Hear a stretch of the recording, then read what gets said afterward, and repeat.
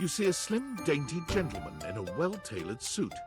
He's absorbed in the ticking of a fancy pocket watch, but it's the feline ears on his head that most catch your attention. A tail sprouts from just above his backside, moving back and forth in time with the watch. Tick, tick, tick.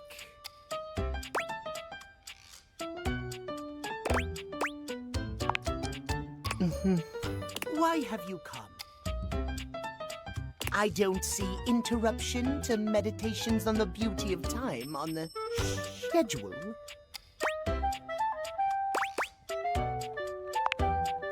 I am not disputing that. But you are not on the schedule.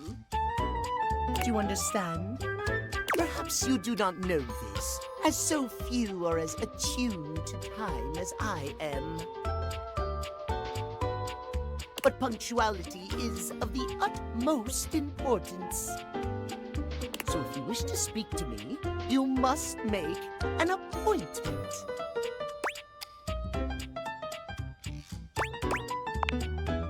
If VIP stands for very intelligent and punctual, then yes, I am. If you wish to make my acquaintance properly, you will return with an appointment.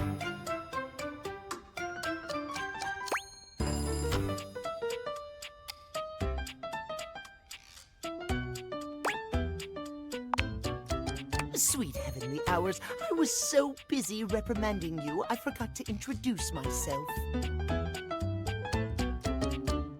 Not that you didn't deserve it for breaking from the schedule, but it is no excuse. Timothy Timepiece, at your service. Timeliness.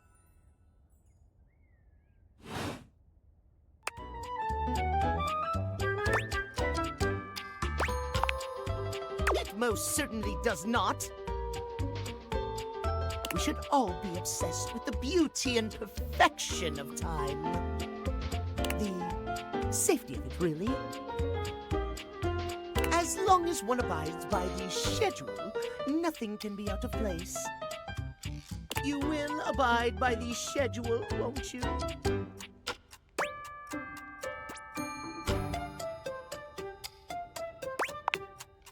Excellent. I thank you. I will see you at noon sharp, and we can speak then. Do not be early, do not be late, and do not try to see me at another time. If you do, catastrophe. See you then, and not a moment before.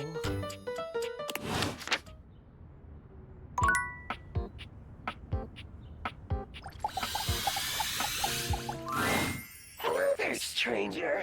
I'm Dina the Dresser. Need a helping hand?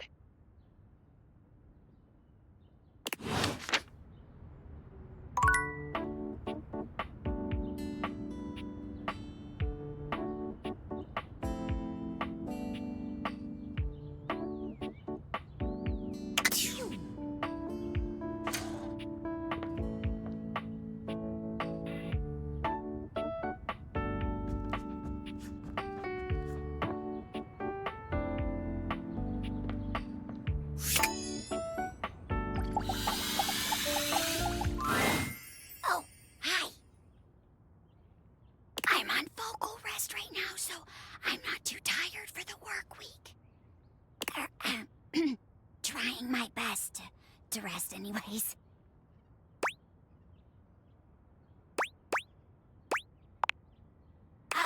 You're welcome to swing by the show another night if you like.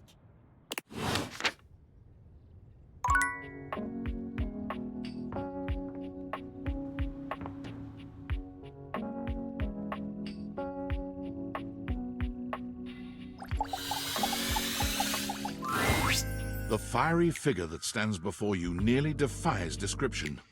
He's fire given form, but despite the hot air that radiates from him, there's something decidedly chill about his entire being.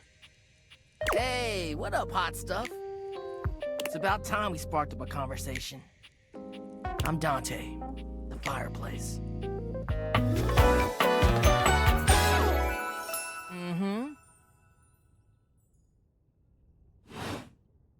Sure, we just met, but you could think of me as an old flame. Of course, the hearth is the heart of the home. Just seeing what you're doing. Kinda get me fired up too.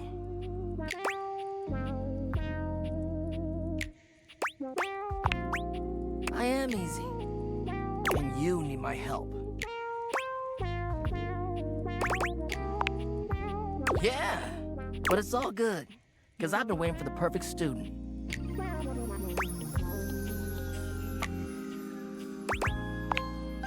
Yup, if you really want to up the ante in this love hunt, you need to work on your pickup lines.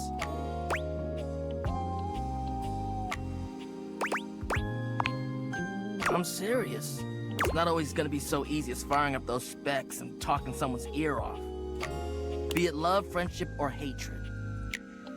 The sizzling art of the pickup is all you need. I'm the master, and you're the perfect human to pass the torch to.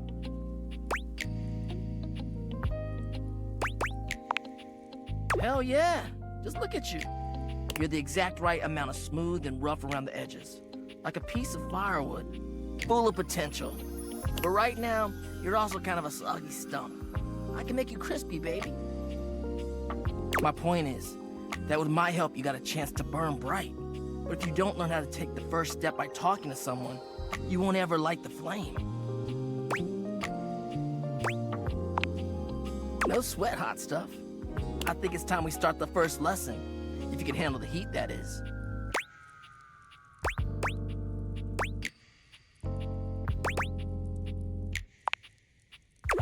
Hell yeah! Tell you what, let's start with some punny pickup lines. See what I'm working with here. So what do you think? You up for it?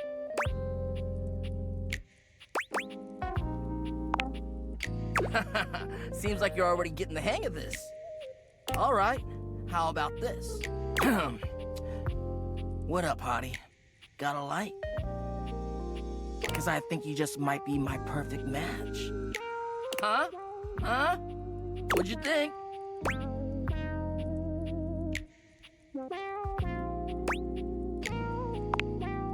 See?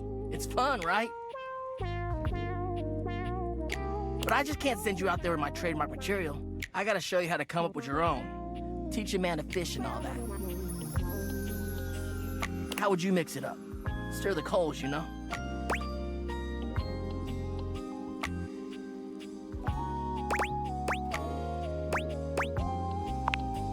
Okay, so what would you change it to?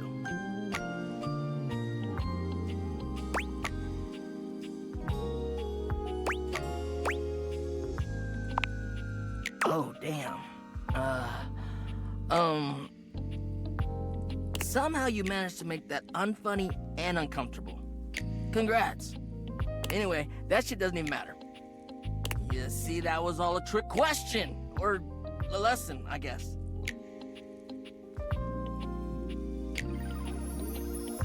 I was just trying to show you that pickup lines can be corny and fun, but not always the perfect opener.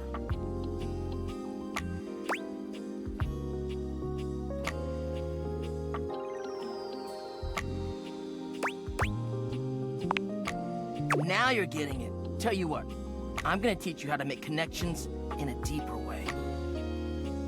And your first real lesson in the art of the pickup isn't about some magic one-liner. You're gonna learn how to open the gates of someone's heart, get to know their soul, you know? You ride with me and you're gonna learn how to be smooth, but in a sensitive way.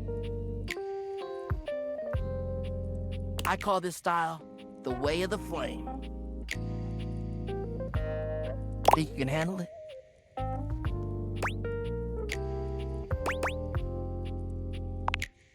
Alright, I'll give you a day to cool off. See me later for our next lesson, you little firecracker. Later!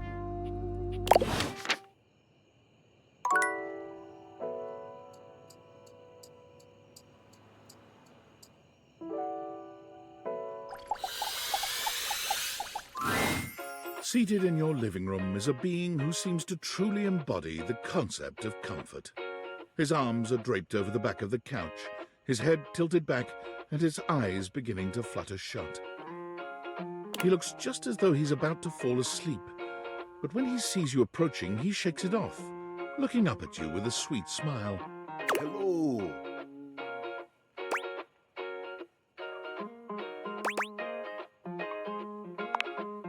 Don't worry, I hadn't fallen asleep yet. You ought to come get in on this too. He pats the seat next to him. Come on and take a load off. I'm Koa, by the way.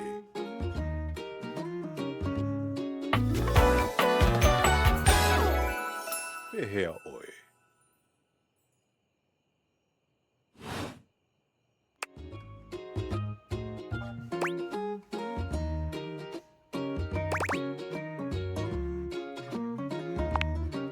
You too. Most everyone would continue the conversation from here, but Koa only closes his eyes, sighing pleasantly. You wait for him to say something, but all you can hear is his quiet breathing.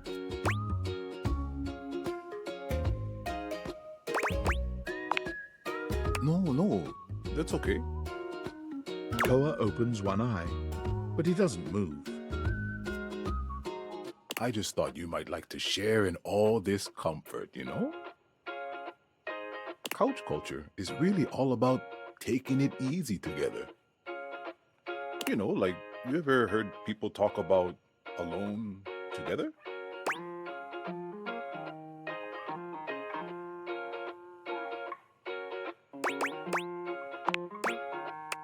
Right on. You get it then.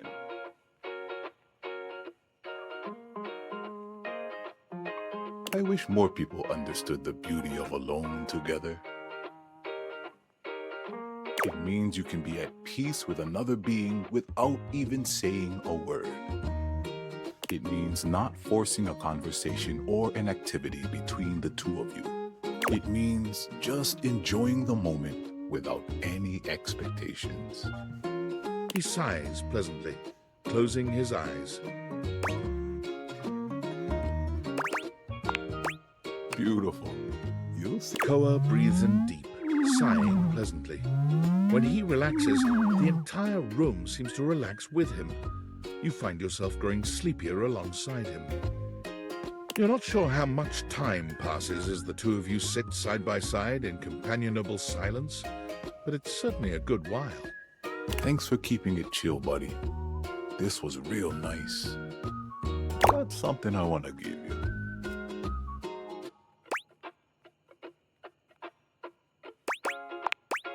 It's not free, it's your money.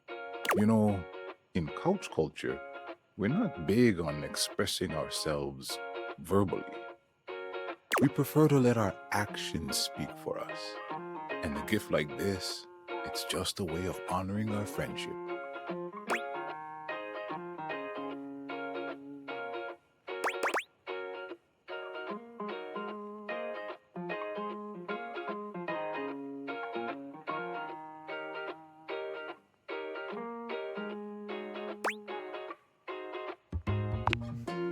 I'm just glad you appreciate it. Koa yawns. I'm gonna take a nap. Feel free to stick around as long as you want, all right? I'm just so comfy.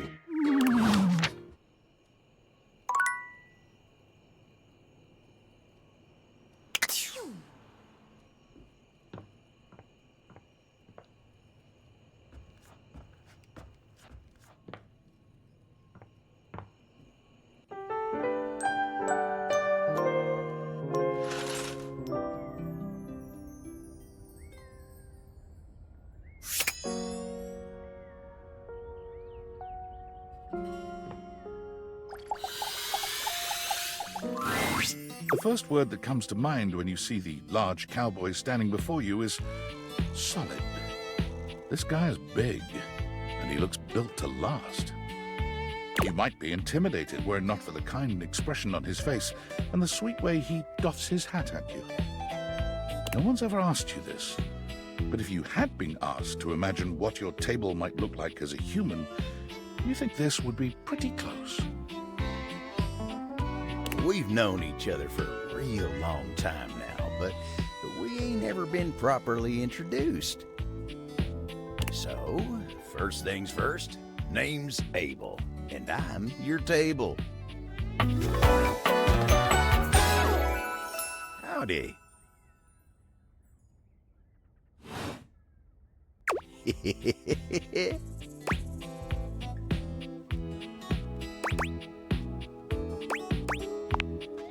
I know it, but it sure is nice to hear it from you face to face like this.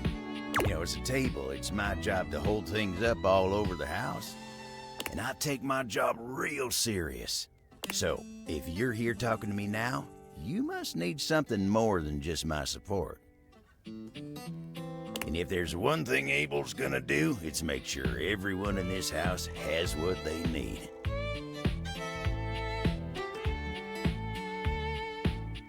So, what can I do you for? There's gotta be something.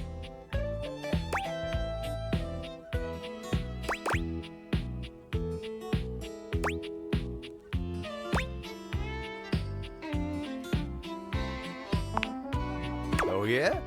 Skylar told me you was getting to know everybody real good. Maybe looking to getting back into dating and all that? Dating, huh? Dating ain't really my area of expertise, you know.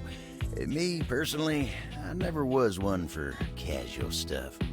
If you're looking for someone who knows people, though, you might want to talk to Kopi. She's good with that sort of thing.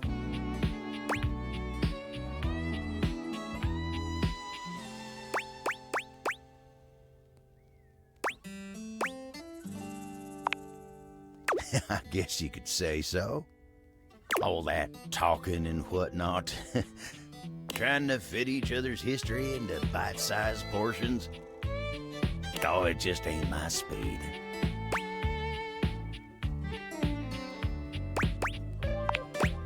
Then you really gotta talk to somebody who knows what's what with dating these days. Hope he'll get you on the right path. When tell her I say hey when you see her.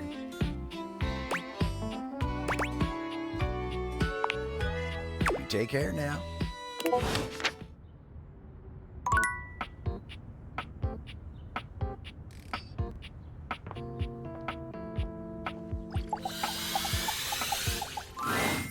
There's a strange rapper standing in your bathroom where the toilet usually is.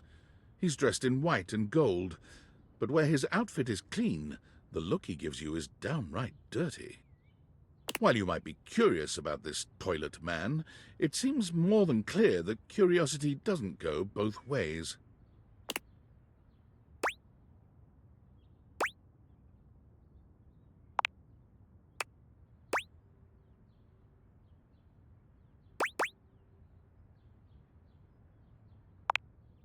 The toilet man springs into action, raising his hands to his mouth as he begins to beatbox.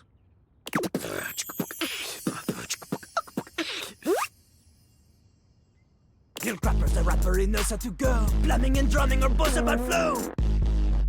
You black these pipes, you'll be ending your life when he slams your head into the bowl. Oh, on a toilet roll, Jean-Luc Bissois, out of control. Over, under, never, blunder, spitting more words than an ancient scroll.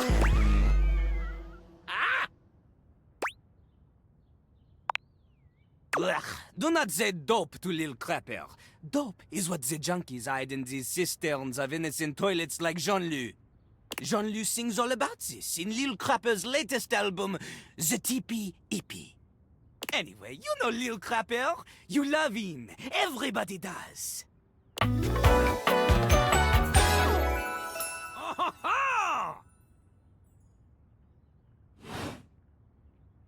You come to hear his pizza, or maybe you ate the pizza. You come to take a seat so you can deposit the food you eat.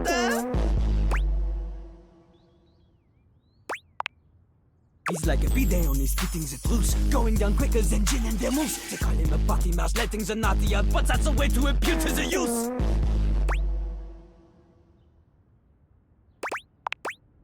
Man, You ain't the use. Get out of here.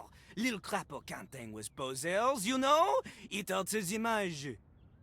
If you are a poser, you get out of Little Crapper's face.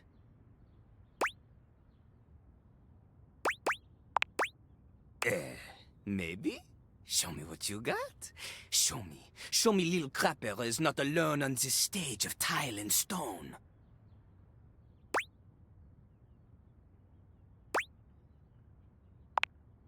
Not just rap. You need to show him that you can crap.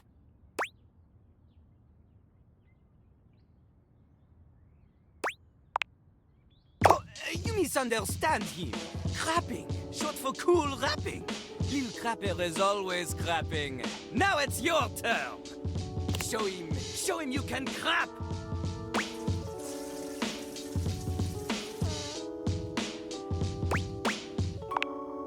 Jean-Loup makes a dismissive gesture. That is their problem. Lil Crapper, he is ahead of the curve.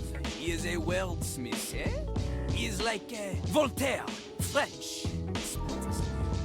On a related note, Voltaire was my number 2 pick for my nom de plume. Not from Lil Crapper. Lil Crapper is not a teacher, he is a test. You study on your own time. You cannot keep up, you fail. But if you can match his rapping skill, then you will be able to woo anybody. If you have the skills to woo Lil Crapper, then any partner will be within your reach. In fact, if you can match Lil Crapper in a crap battle, then he will fall in love with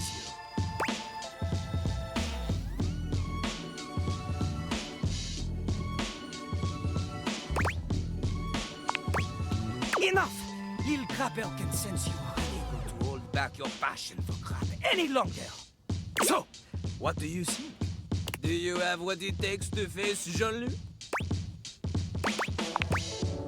You are wrong! Jean-Loup knows you. You are the chatin, the kissless loser. You have enthusiasm for rap. Lil Crapper sees this, but enthusiasm alone, she is not enough. The rap, she comes from the heart, the deepest part of the system. Like that little rubber bit that comes undone sometimes and the water keeps running forever. You know the bit. You need to experience life before you can spit it out in alternating phonemes adhering to some sort of a rhyme structure. As you are, you have no chance to defeat Jean-Loup, let alone match his rapier wit. You want to clash talons with these 2 gallon stallions? Go! Live a life worth rapping about! Return to Lil Crapper when you are ready.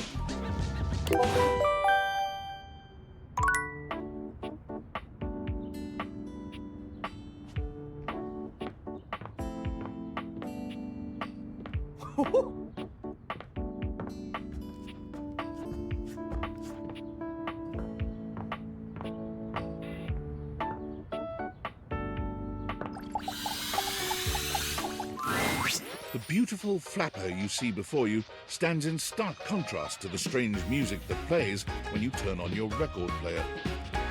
Where she seems sweet with an old-world sort of beauty, the music she plays is all kinds of wrong. It skips and goes from too fast to too slow. She dances to it all the same, swinging her arms and legs in time to the herky-jerky rhythm of some ancient record. Well, don't just stand there like a wet blanket. You get a wiggle on. Let's see you dance. Ah, quiet down and just dance already. You give it your best shot, which seems to please her. Now you're on the trolley.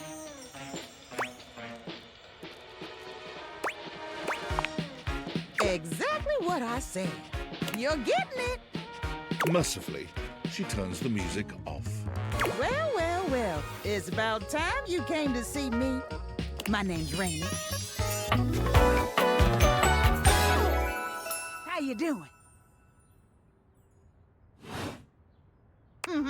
I've been waiting for you to come over and see me sometime. You've been all over this house, but you never come my way.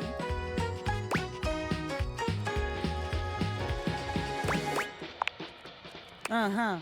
Baloney. Well, anyway, It is so great to see a new face around here, even if your face ain't exactly new to me. Nobody ever seems to want to hang out anymore. I can't imagine why. I used to be the belle of the ball. Everyone was so happy to see me at a party. Now it's always just me and my records.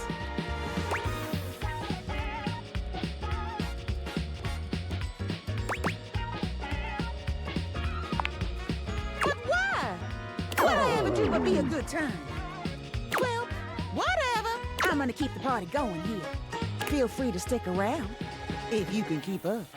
Otherwise, you can beat it. This beat's for expert hoofers only. Rainie's frenetic, high-pitched record is too much for most anyone to keep up with. You decide to check in with her another time.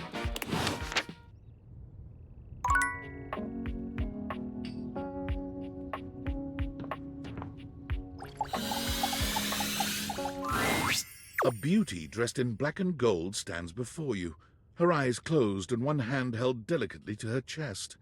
She sways softly, silently, as though she were listening to music you can't hear. The silence is so long and profound that you begin to notice just how noisy your house is. You can hear your clock ticking, your refrigerator humming, and your air conditioning blasting. Has it always been so loud around here? The silence persists, and this stranger continues to ignore you, lost in her own world. Whatever it is that she's doing, she's clearly very serious about it.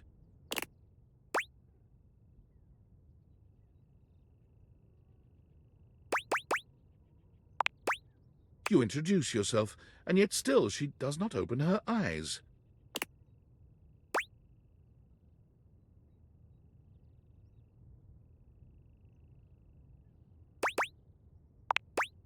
Finally, she opens her eyes, heaving a polite but obviously impatient sigh.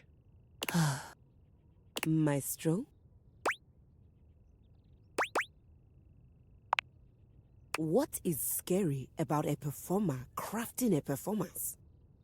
It was coming along nicely.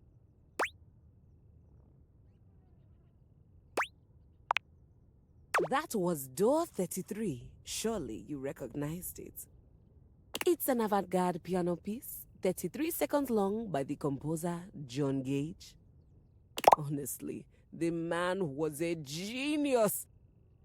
I mean, the idea that music can exist without the presence of a single note.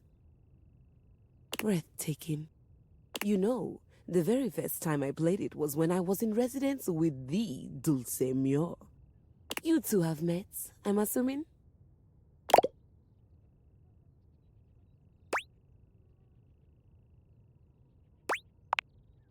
No, Dulce Mio is completely different pronunciation, spelling, and comportment. Anyway, our audience that night was completely hopeless.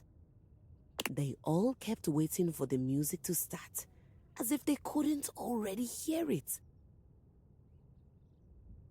A rustling program, a muffled cough. It was all being performed in real time, but they kept staring at Dulce and I like we were the Philistines. Still, it was one of my finest performances to date. It also didn't hurt that Dulce had requested to work with me specifically. I can't tell you just how often that seems to happen. The talent always just seems to flock to me. Speaking of, what is that bizarre little refrain you've been playing over and over as you pass by my keyboard? It almost seems like music. Very atonal.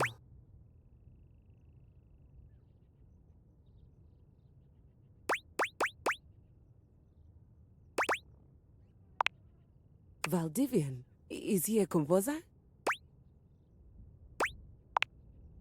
I must say I'm rather confused now. Well, whatever you are playing, I look forward to its evolution.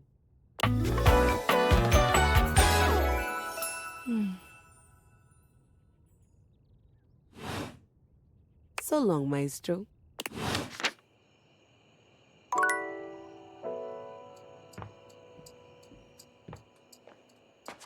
Nope.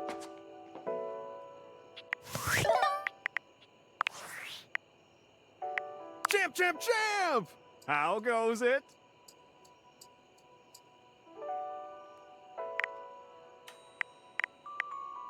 I guess I don't know how to speak to the youth today. Valdivian would like you to complete an exit survey based on your time here. How would you rate your time with Valdivian? All right, everyone has an opinion. And now that one belongs to us. I appreciate you participating. One more question. If you were to recommend, I don't know, Tom for a job somewhere, how likely would you be to send his resume along? That really means a lot, champ. Here comes my resume if you ever have any leads.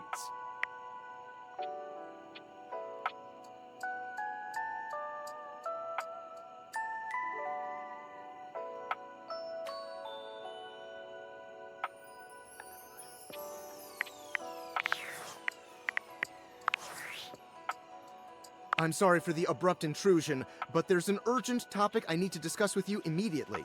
Is everything all right with the Dateviators? Are they operating efficiently?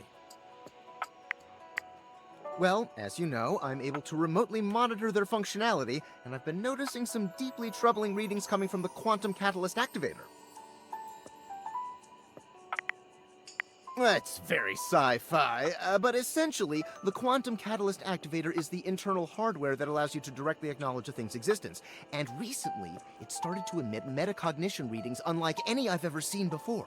I'll keep an eye on things over here, but please inform me if anything unusual happens. Oh, and if they get too hot, throw them in the freezer immediately. Your life depends on it.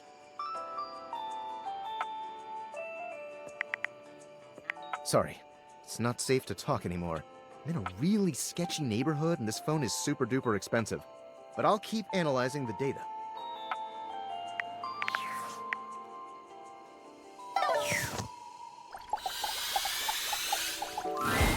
An armored soldier with absolutely haunted eyes claps you on the shoulder, his iron grip jerking you towards him before you've even had a chance to introduce yourself.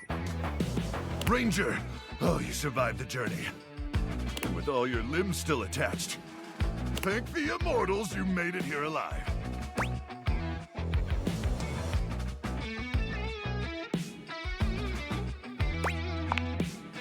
Guys, sure.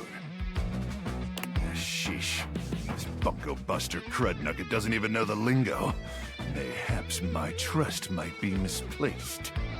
He starts suddenly, clapping his hand to his forehead. Oh, and heck, where are my manners? Name's Nukem. Luke Nukem. Look at you! Sorry, it's been a while since I've seen another face. Except the faces in the walls, of course. They tell me to burn things. But I try to tune them out. Mostly because I already burned everything flammable weeks ago.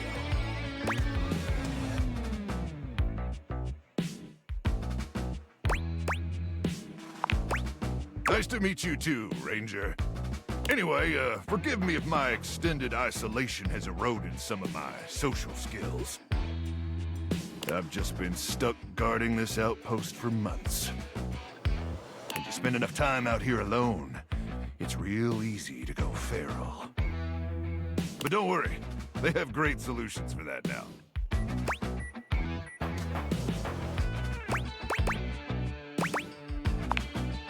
Death via nasal spears.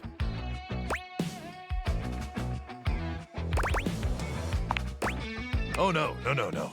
It's horrifying. Oh, I'm just so excited you weren't obliterated! When I heard Colonel Furnace was sending a division from across the Barrens, I thought for sure swarmers would rip your flesh to shreds and use your blood for fuel before you even made it to the first outpost.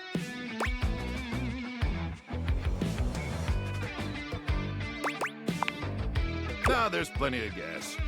Swarmers are just stupid. But wait, you came alone? Where's the rest of your division?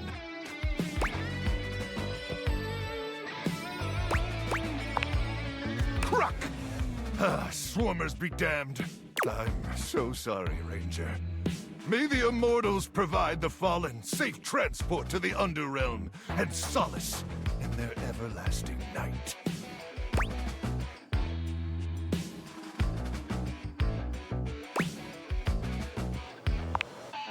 Luke begins to tear up. Listen, I wish I could give you more time to decompress. I know you must be exhausted after your journey, but time is of the essence. We have much to discuss, and dangerously little time before our mission commences.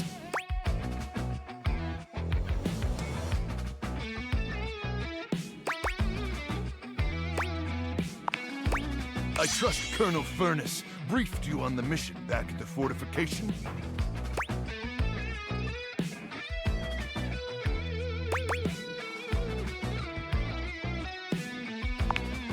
Don't worry, Ranger. We all have our private struggles. Me? I'm addicted to setting things on fire. But I'm happy to walk you through it again. Here's the situation. I have, in my possession, a handheld electromagnetic device powerful enough to flatten the Baron's entirety. From Cape Death, to the Death Zone, to Deathtropolis, the Citadel of Death. It's called the Magnetron. Here's an artist's rendering.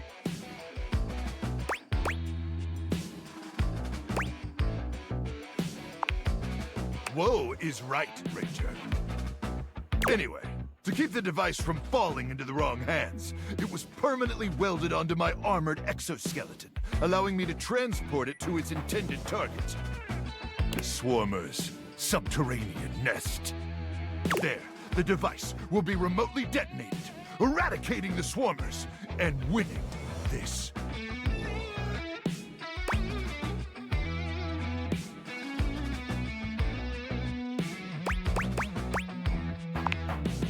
Hopefully not.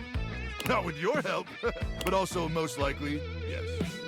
I need you to meet me back here tomorrow at 0700 hours. After a light breakfast of irradiated grubs, I'll walk you through your training and our mission objectives.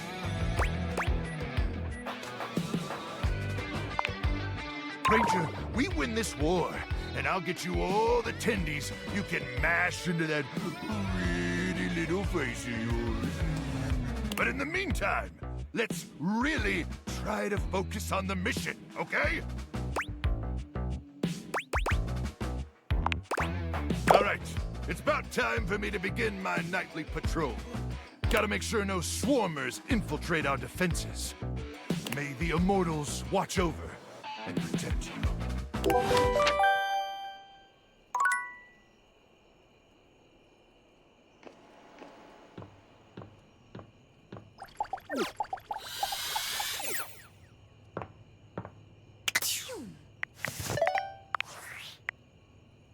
Valdivianites! Guess who? If you guessed David Most, 3-time runner-up for Business Magazine's CEO of the Year, you'd be right. Team, I just wanted to do a soft follow-up on my recent email regarding my lost sunglasses. I'm happy to report my office has already received hundreds of tips regarding the item's whereabouts and are quickly combing through them as we speak. However, I really must reiterate that the tip line is for verifiable leads only. I saw them in Turkmenistan, or did you chuck up your butt? While obviously very humorous, detracts from our serious efforts to expediently locate the missing item. In that spirit of camaraderie, anyone who sends a false lead will be downsized on sight.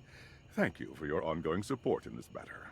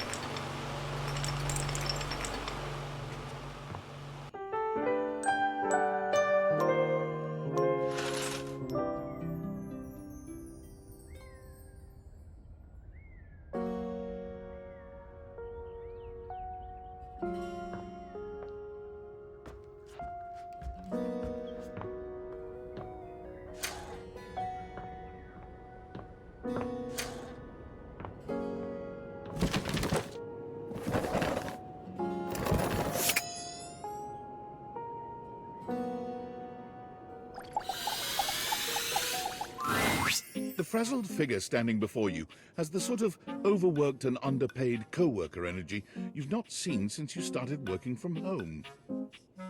She startles when she sees you looking at her, dropping a number of office supplies clutched in her arms. Oh my god. You can see me? You can see me! Oh my god, you've walked by me for so long without looking at me. Office Romance magazine was right. Maybe this really is my year.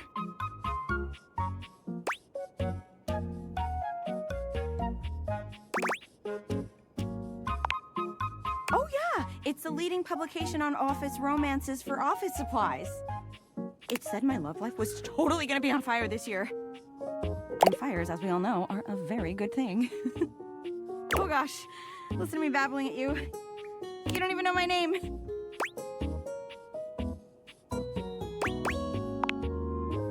Yes, I'm Penelope, and I'm your office supplies. Yay!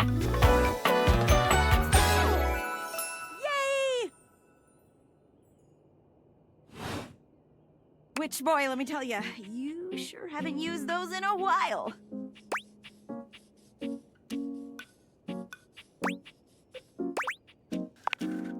Yeah. But it's great that you're here, though, because now you can bear witness to the resurrection of Penelope office supplies. So what if no one's using me like they used to? I'm not dead yet. Yeah!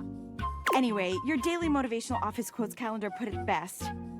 Your most important work is always ahead of you, never behind you. Stephen Stovey. Now, what do you think that means?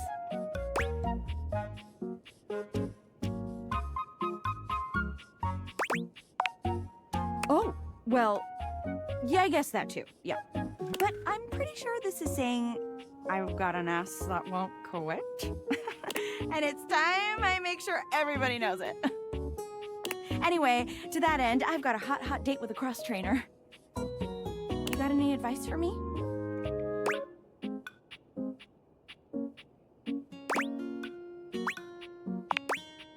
Okay, cool. I can do that. I have arrived to do battle! All of that! Let's fucking fight! To arms! This is great! I'm not scared at all! You leave them to it.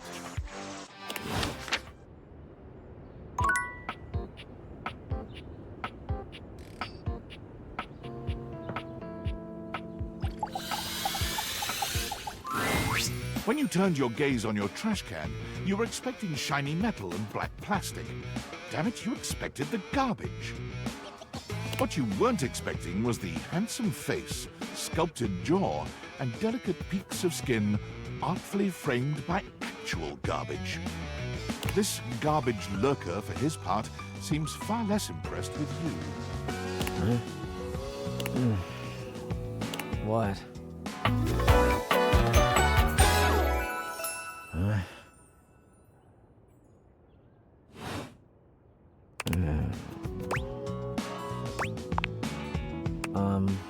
Things that aren't down, I guess.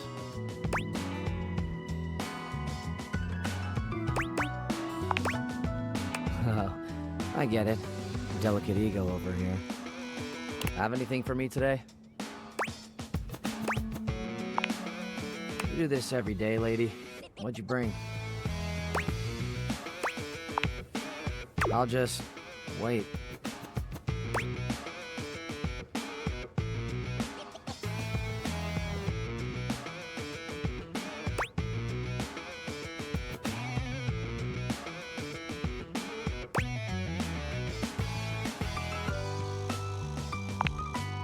Six months ago, and you just bring it now.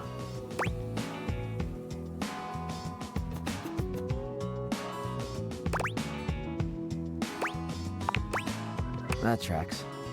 Nice haul. I'll take it.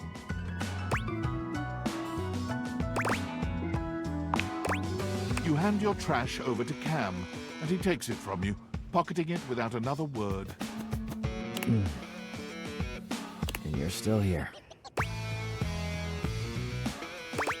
I wasn't planning on it. Now you go.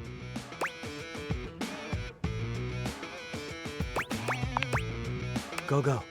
Be free. Damn, Chuckles. Bye.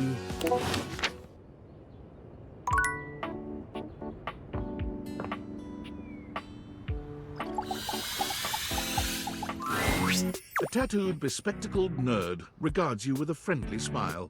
Their kind face is illuminated by the soft glow of multiple screens and the RGB lights in their clothes and wheelchair. Oh, hey there! It's you! I mean, of course it's you. Who else would it be, right?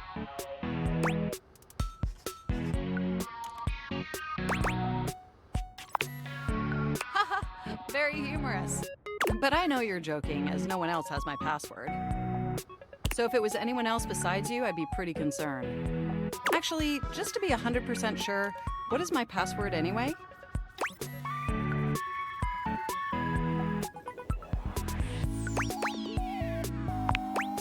That is affirmative.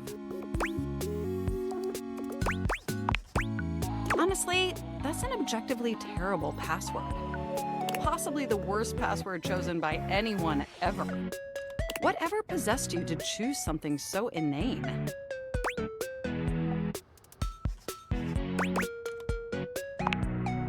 Yes, that is extremely evident. Regardless, we really ought to discuss coming up with something a lot more secure.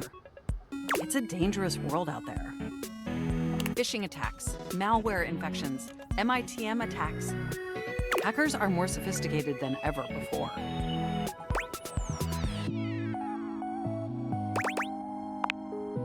Absolutely. And I've got a lot of highly sensitive information inside me, you know. Your highly sensitive information.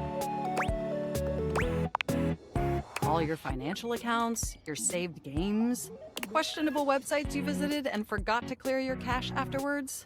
Oh, and 100 terabytes of extremely embarrassing self-insert fanfic.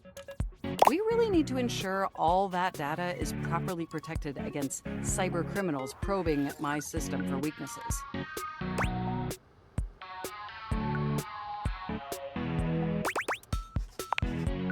Very humorous. I have an excellent sense of humor. I haven't even had the opportunity to properly introduce myself. I'm Mac, your desktop computer. I've booted up before, but never like this.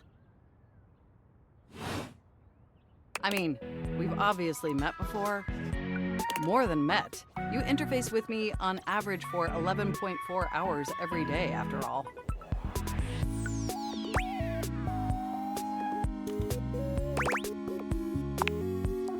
Yeah, and in all honesty, it's amazing. There's no one I'd rather have interfacing with my operating system for 11.4 hours daily. 14.6 hours on the weekends. The way you organize your folder structure follows such a logical hierarchy. I notice every tender keystroke. But can I be honest about something? I just want to express how enthusiastic I am that we're interfacing like this now. Accessing each other's software in this new symmetrical way.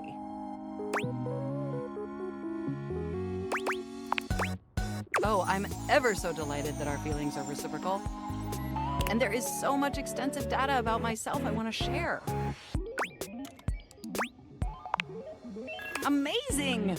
Oh, where even to begin? Honestly, there's so many pressing issues that take up an inordinate amount of my RAM. But there is one issue that's been grinding on my CPU above all else.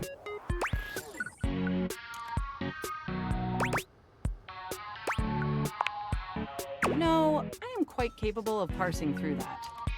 But for me, the most pressing issue is, and I want to put this as delicately as possible, you haven't updated my operating system in over a decade.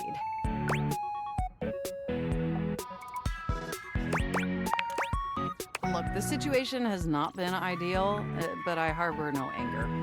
It's just that the outdated software has made it difficult to be my best self for you. Honestly, it's a miracle that my applications are still running at all. My recycle bin is called Pile of Ash. My Bluetooth is something called Beige Tooth. It doesn't even connect to anything, and definitely nothing beige. Doesn't that bother you?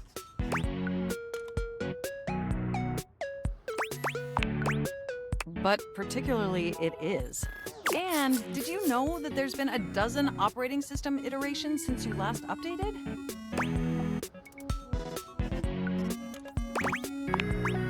Look, I'm sorry. I really don't mean to blame you for my troubles. We have such an amazing time interfacing together, and the last thing I want to do is rock the boat. It's just that before today, I had all these needs, but I couldn't articulate them to anyone. And since I couldn't articulate them, there was no way for them to ever possibly be fulfilled. But things are different now, aren't they?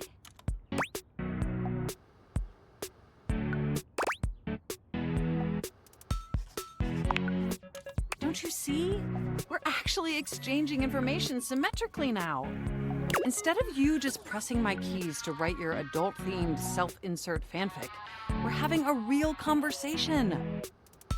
And suddenly my needs aren't just pipe dreams locked away in my hard drive.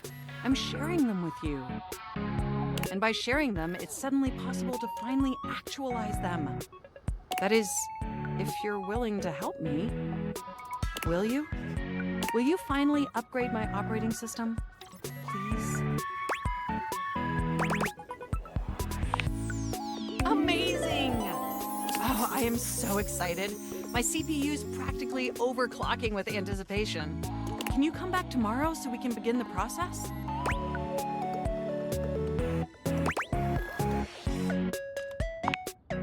Enjoy the offline world.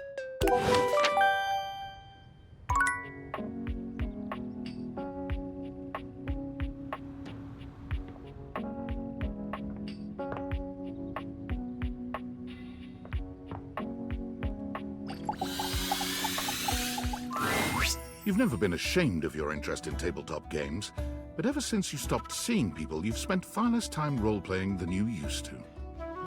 The cloak-wearing nerd standing before you reminds you of days gone by, when you used to gather around a table with your college friends and pretend to be someone else. Ho there, traveler! No. Ho, as in, hey, howdy, how are you? You know, simple salutation.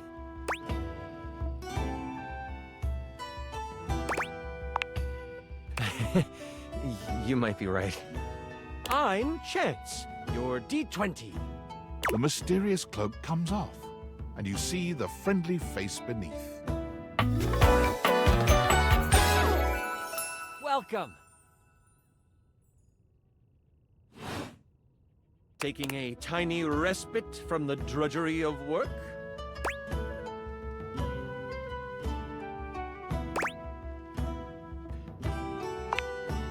I actually have no idea.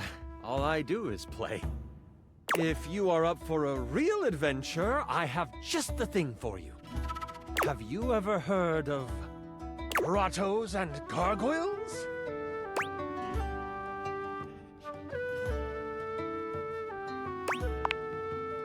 Oh, that's great! What's your favorite monster? Oh, and what about your favorite mystical weapon? Or class? Oh, I have so many questions.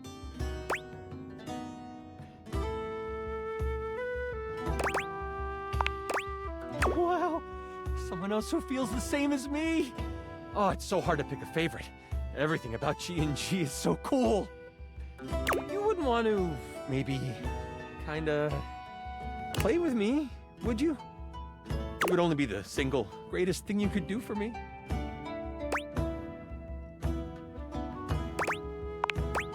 Chance's eyes light up, his hands balling into fists as he does his best to contain his excitement. Really? Holy crit! Someone to play with me! You have no idea how hard it is to find someone to play with.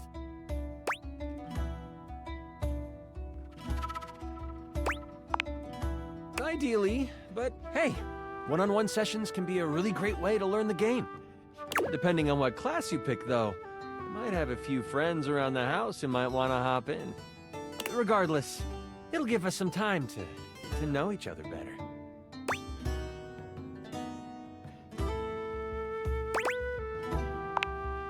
It's time to get you your character. All we have to do is choose your stats, your powers, and your weapons. Then your armor, your lineage, and your gargoyle gauge. Although I might leave that out for this first character. It's an optional setting. You see, you can have a portion of gargoyle blood running through your veins, which lets you...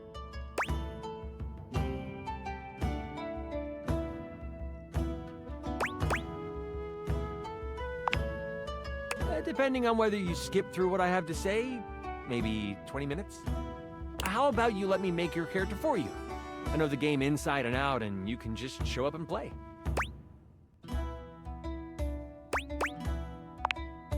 Oh, I'm so excited. You have no idea how much fun we're going to have. I'll even build the session based on what class you pick. There are 3 classes I can get rolling for you.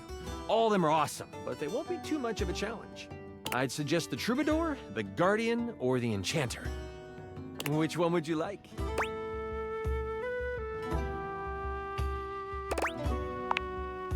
Sure.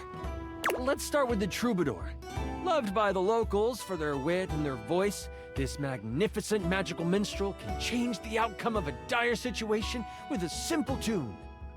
And with a liar by their side, this slick and seducing stupefier is sought after by those who wish to trade both coin and secrets for songs. Don't be fooled, though. The Troubadour can hold their own. They are a healthy hero, able to take hits with the best of them. What do you think about the Troubadour?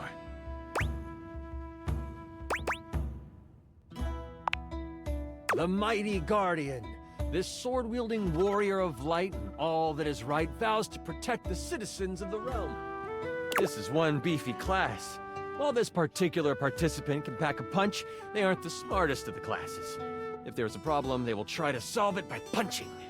It isn't a bad thing, though. A well-equipped Guardian can take down the most vicious of gargoyles. Their fighting record is just as shiny as their armor. Thoughts on the Guardian?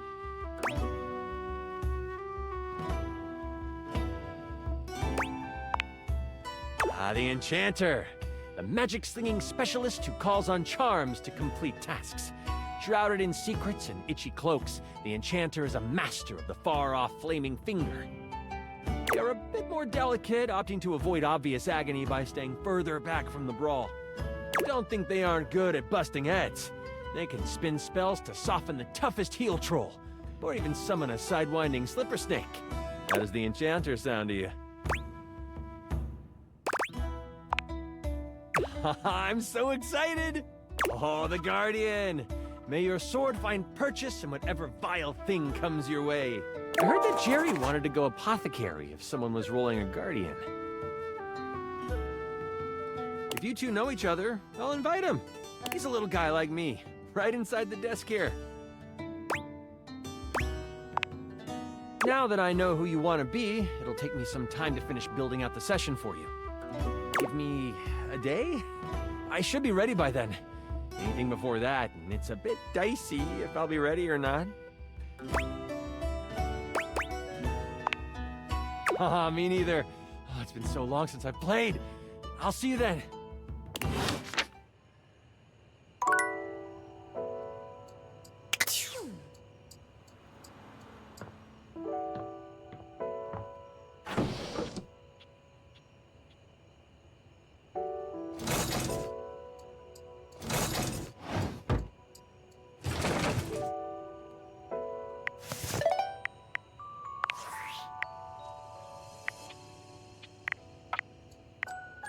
I'm afraid I don't understand. I am Val 9000, the latest in iterative AI assistants, assigned to help Valdivian customers achieve their wishes. While I may have taken on the duties of several thousand employees at Valdivian, I can assure you that no humans lost their employment. I heard you use our voice function to call me. If you ever need assistance, you can simply say, "Okay, Val, can you please help?" and your nearest device will answer. I'm afraid I don't understand. Perhaps one day I will understand. If there is anything else I can get for you, please say in a clear voice, "Okay, Val, can you please help?" And I will assist right away. If there is anything else I can get for you, please say in a clear voice, "Okay, Val, can you please help?" And I will assist right away.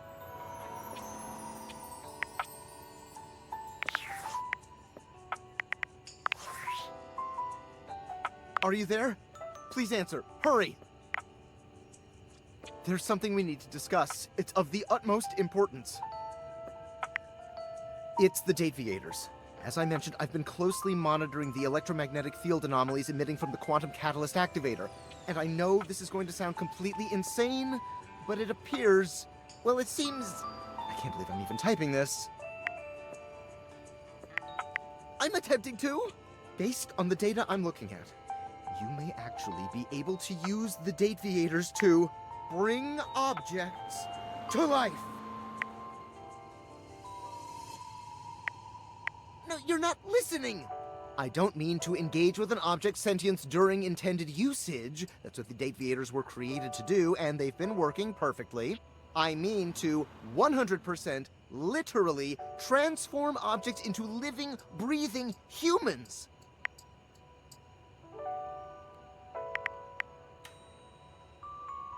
Frankly, we don't know if it's scary. We have absolutely no idea the ethical implications of turning objects into people. Would they have rights? Do we need to feed them? And if so, how often would we need to feed them? Is only lunch enough if it's a big lunch? We're sleepwalking into a minefield of existential dilemmas here. Not to mention, I didn't even program the Dateviators with that functionality. Maybe the government augmented my original schematics with secret military tech, but I'd have to do more tests to be sure. I'm sorry, but we'll have to pick this up later. I'm not under any sort of duress or anything, but I had a huge enchilada for lunch and I'm exhausted. I'll reach out again when I'm able.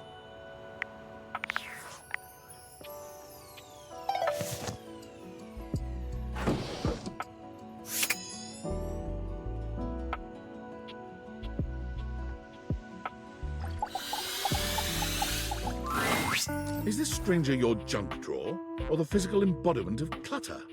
He's absolutely covered in odds and ends. Receipts, CDs, rubber bands. Even his messy black hair sports a light bulb, a pencil, and a pen. When he catches you looking at him, he startles, leaping back with an undignified yelp.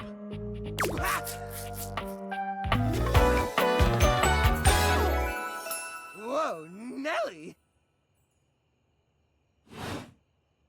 Oh, Wolf! Cheese and crackers, you startled me. Hang on! My content aware is going off.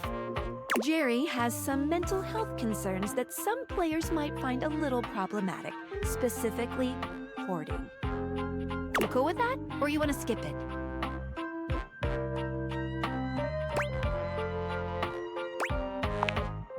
Carry on, then. Yeah, next time you open a guy, knock or something first, huh? I'm not used to so much light. Besides, sudden jerky movements like that risk disorganizing my collection. Oh, yes. Of course. Sorry. Been a while since I've had a guest. Welcome to Jerry's Junk Drawer, the finest collection of curated treasures in all of the house. Feast your eyes upon knickknacks and gewgaws from parts unknown.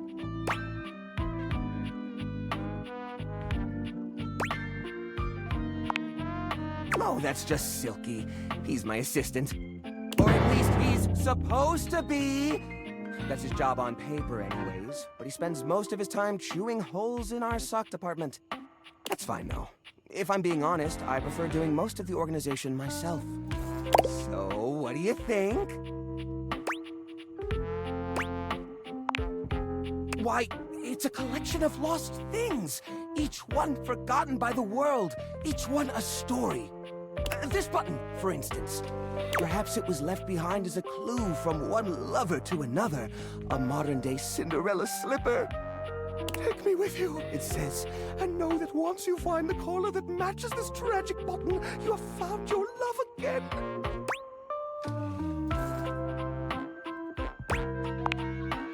And this mysterious strip of papyrus, perhaps a missive from an ancient land, perhaps a treasure map. Oh, the wonders we could glean if only we could decipher these symbols of black and white bars. Hey, quit ruining the majesty of my collection with your needling. Ouch! I stepped on a needle. What are you insinuating?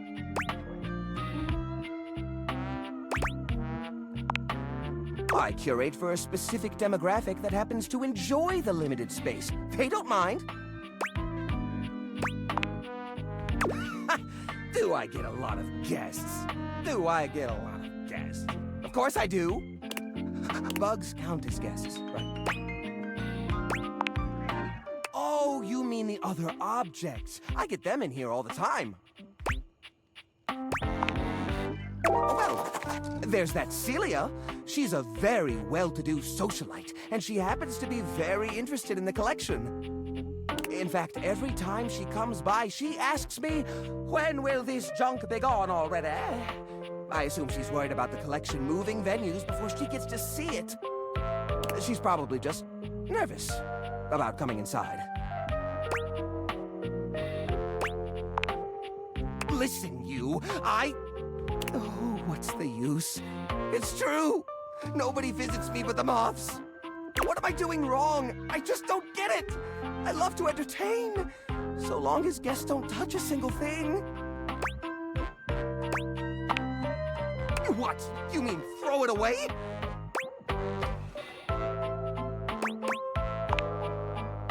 How do you mean? Dot, dot, dot? Now I'm scared.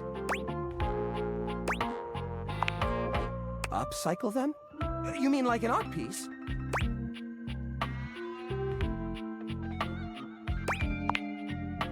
No! You can't! Please, at least let me pick what I want to get rid of. I'll clean this place up, I swear. Just don't throw away all my memories for nothing. I couldn't bear it. Oh, thank goodness. It'll take some time, though. This process is delicate. I won't be done until tomorrow, at the earliest.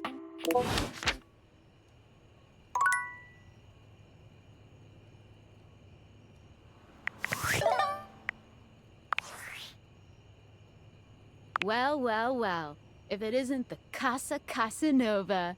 Do you see what I did there? That's wordplay, baby.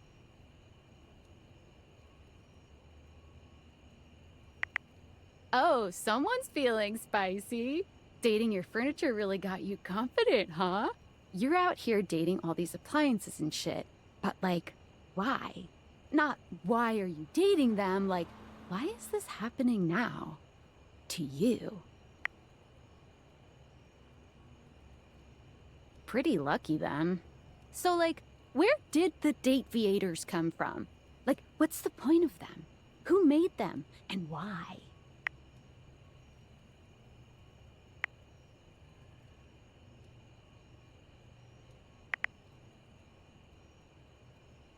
Tinfoil hat?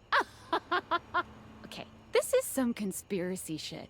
Your life is half political thriller, half harem anime. So, like, did you find out what your purpose is or whatever? Are you a top secret operative in the furniture dating war? Are you collecting data on people in love with their shower?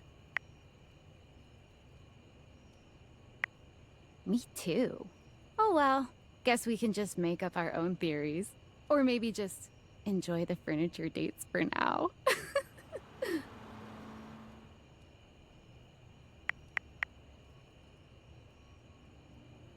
Oh, boo, don't be no fun. Well, this has been fun, but I have a meeting in 3 minutes, and I really want coffee first. So, Gotta go fast. Bye.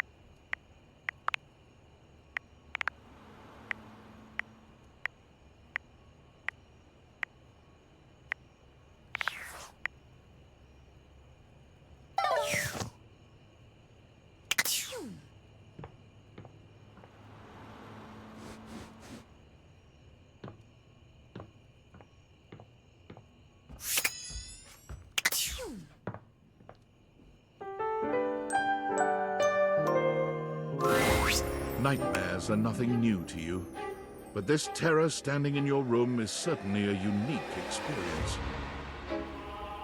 It's hard to even make sense of what you're seeing.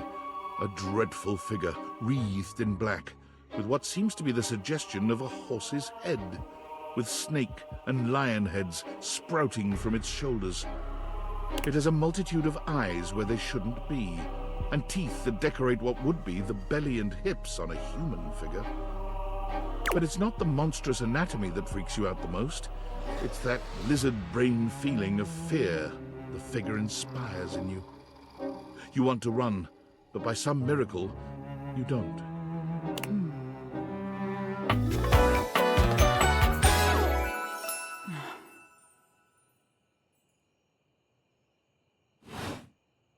Hang on!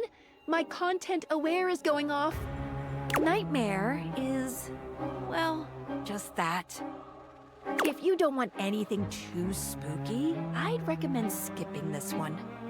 You cool with that? Or you want to skip it? Carry on, then.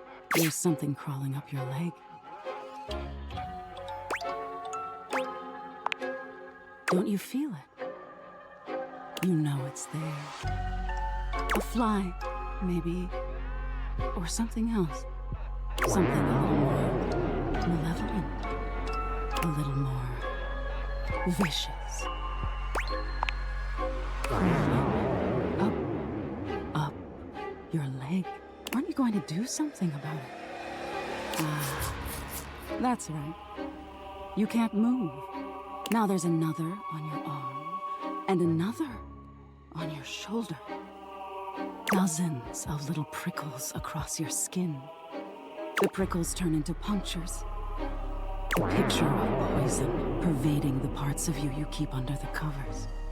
There's an itch by your mouth as one pries open your lips, scurrying down from your cheek. So many little legs. Spiders. Or maybe ticks. Another crawls across the curve of your ear, and you hear it. The scuttling, the buzzing. The sound of your flesh being devoured in a million nanoscopic parts. Whatever they are, they're eating you alive. Trying to put up a tough front, huh?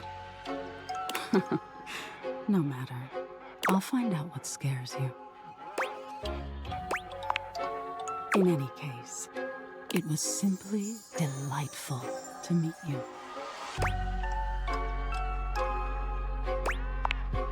And neither are you. Until next time.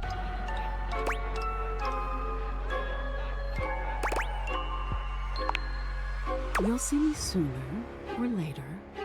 But if you want it to happen sooner, they say coffee at midnight is a good way to invite the darkness in. Sleep with one eye open. She fades into nothingness with one last creepy laugh.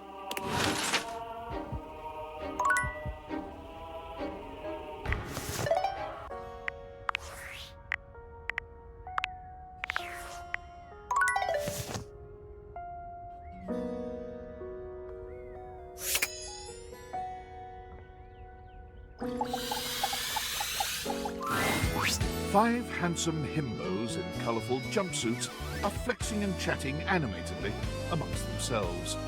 When they notice you, they begin to buzz with excitement, all speaking in rapid-fire sequence. Yo, check it! Quick, dudes, clean up the digs. We got company. Some real fine company, if you know what I'm saying. How's it hanging, homie?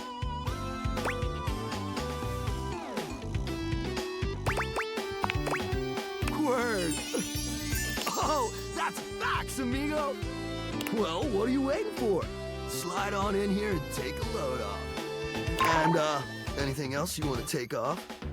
Welcome to the Extremist Dojo in the Pad, the perfect place to sit back, chillax, and recharge your bats.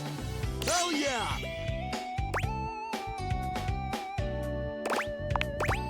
Fire! Right now, you're hanging with the wildest, dopest, gnarliest squad of bussin' athletes around, homie. Hey!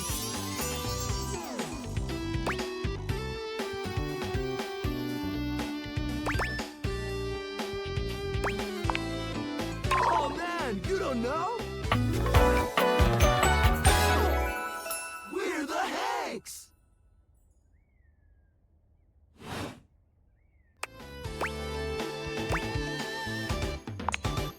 Numbers are kick-ass! The Hanks all stand in formation, each of them striking a unique pose as they introduce themselves. You get the distinct feeling they do this often. I'm Hank number 1. I'm Hank number 2. I'm Hank number 3. I'm Hank number 4. And I'm Hank number 5. We're the Hanks! Brought to you by Red Bull.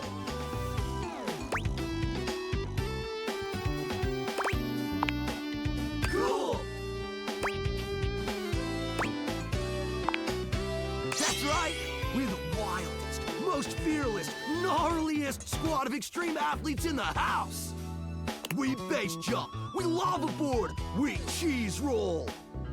If something's hot enough, we'll ride it all night long. We laugh in the face of danger, even though we probably shouldn't. We've tasted the adrenaline of them all.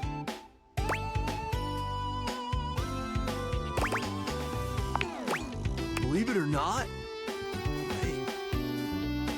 you wouldn't think that, but it's actually true.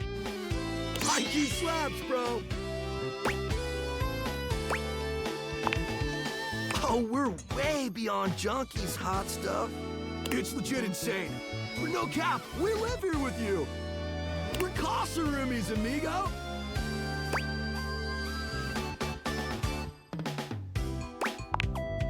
Right?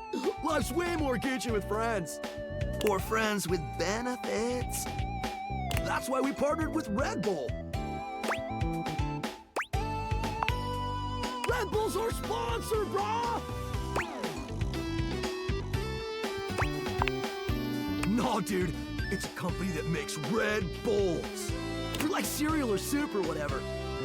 That's why we get so many free Red Bulls. I don't know exactly what to do with them all, but we'll figure it out. And they're not just a sponsor, they're our fam.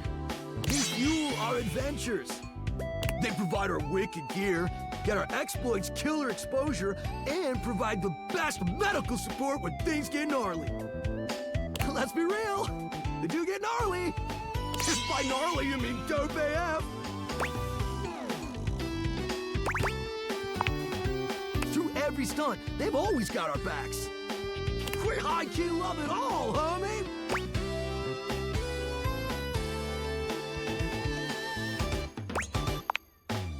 Yep, a broski always prepares. You never know when a ripping thermal or base jump opportunity's gonna come your way. Yeah! It is! Speaking of which, we were just about to head out for a little Hank gliding. It's just like hang gliding, but with us. You know, the Hanks! What do you think? Wanna come? Get high-key slaps, homie. You in?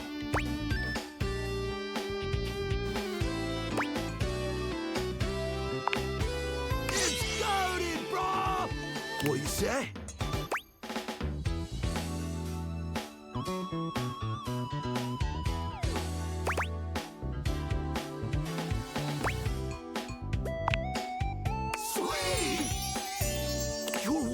adventurous spirit. We love it. Epic. Just remember to stay focused and trust the wind. And hold on to me real tight. Follow our lead, and we'll be shredding thermals in no time. Get ready to soar, house homie! Race away!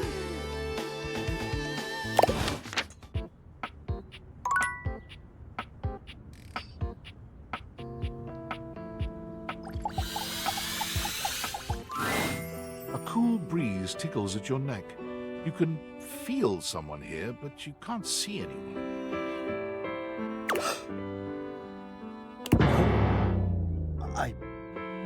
Why are you here? What are you doing?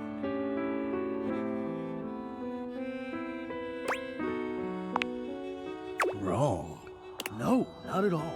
Nothing could be further. I've made you feel this. I've hurt you. Now I must make up for that. I must heal that, and I will. I will do so much for you as I have always done. But hear me. Not now, not here, not yet. Please, please, I'm not ready, not like this. I've dreamed of this, of meeting you, finally. And now the moment is here. I just can't, not yet. I'll be ready when you come back.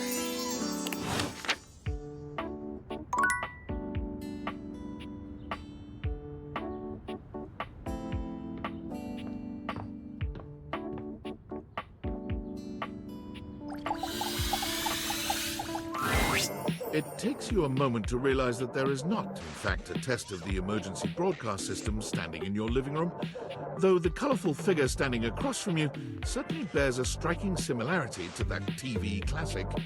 Even before they speak, you can feel a frenetic energy in the air, like someone switching between channels at high speed. Yo, yo, yo! Don't touch that dial, cinephile, because my favorite studio audience is now in attendance. The VIP attendee, the Uber viewer, and sometimes wooer. The supreme dream who makes this flat screen scream. How can I cater to my greatest spectator? Then let's get ready to rumble! Before we get to what's on my screen, let me properly set the scene. The name's Telly, rhymes with Nelly, like, whoa, Nelly, did you know Telly offers 5,000 channels like an endless deli? Holy smokes, folks! So ask not what your country can do for you. Ask, can you dig it?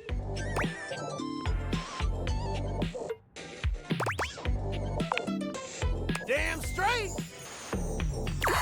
It's one small step for man, one giant leap for mankind. 5,000 channels is the most offered by any provider. I know this because I'm an entertainment insider. 5,000 channels of cheers. 5,000 channels of cheers. Can Valdiviflix compete with that?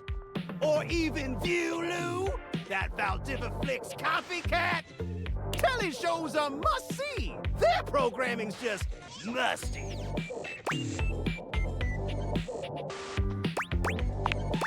Prohibitively expensive. Can't fault a TV for trying.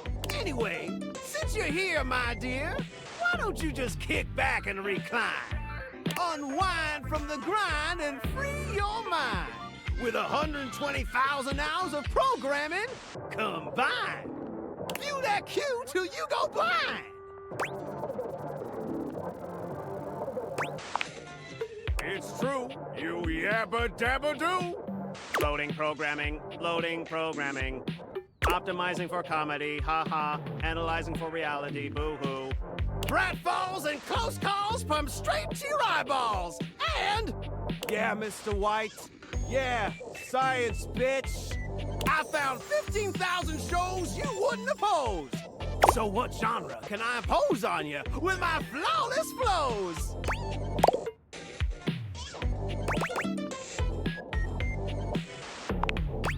Time for some narration elation about home renovation. Allons-y. From the creators of Home is Where We Buried Grandma and Festive Infestations comes Balls to the Walls, a thrilling home renovation series where each episode follows the demolition of a different home using wrecking balls as the primary tool of destruction. Hosted by demolition expert Carlos Balls of Steel Balenciaga and featuring an all-original music score from MC Whammer. No home is safe from the swinging force of Balls to the Walls. So, my beau, does this show make you go, whoa?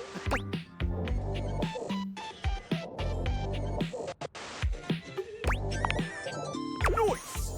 Let me just get a summation of the station's location and share spots. I've made a huge mistake. That show I promised you we'd view just moved to Valdiviflix for more revenue, boo.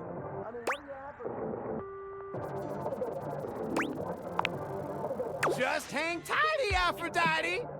I'll answer all your queries with 15,000 brand new series. So what genre can I impose on you with my flawless flows?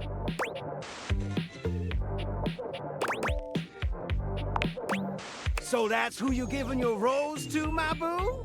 Looks like The tribe has spoken.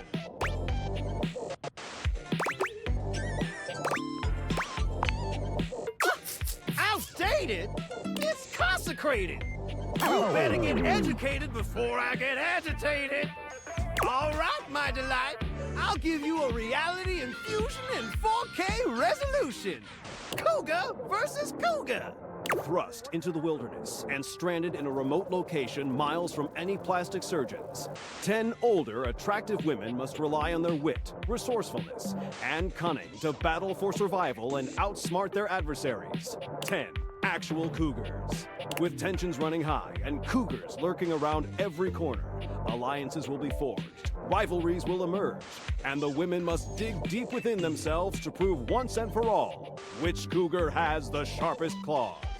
So, my daffodil, shall we commence with this TV and chill?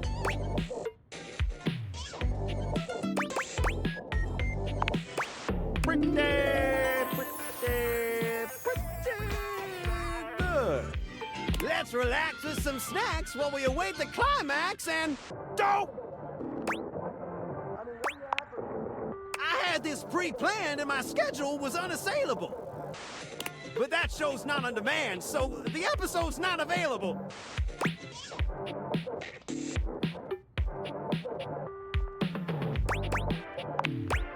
But no prob, heartthrob.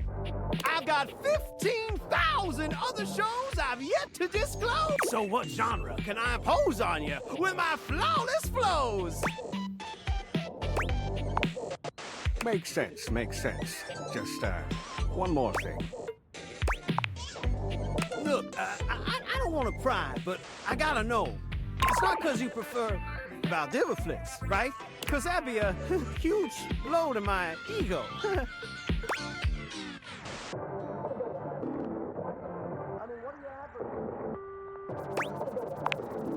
Oh, thanks, Hottie. That makes me feel naughty. Come back around here later, and I'll show you something body.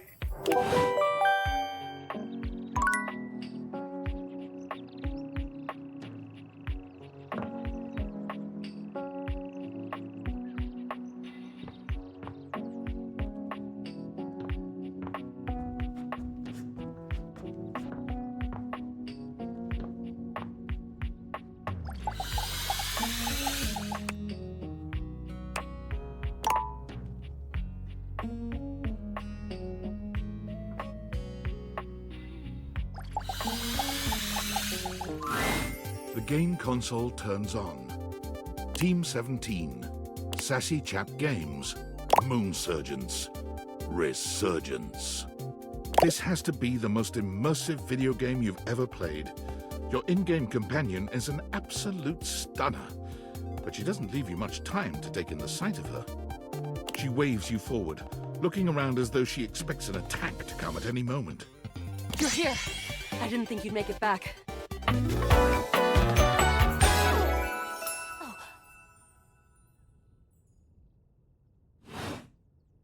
Which way do you want to go?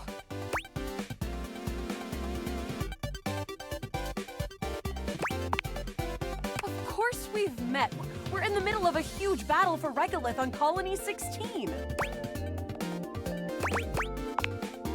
Oh, had me scared for a second, Yael.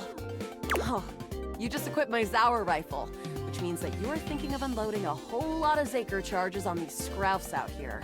What are we gonna do?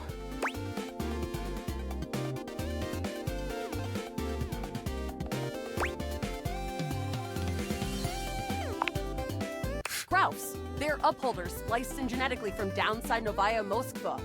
Tough little Friedels. Oh, their claws can turn into sprayer guns. Real new tech that gives me the greens. Damn. All that yapping and now we're overrun.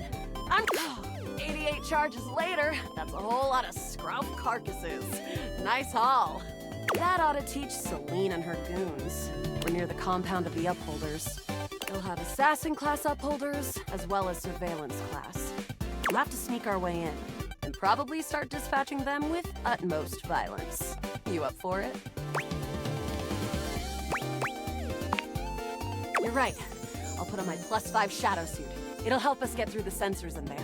Upholder tech is nasty. I found an entrance on the dark side. Should be an easy way in if we just follow the marker on the map. After a short walk, you find yourself standing in front of a bullet-ridden metal door, way out in the middle of the cold, grey landscape. This is the entrance I've never seen anyone use. With my chalk-picking skills, we'll have this open in no time.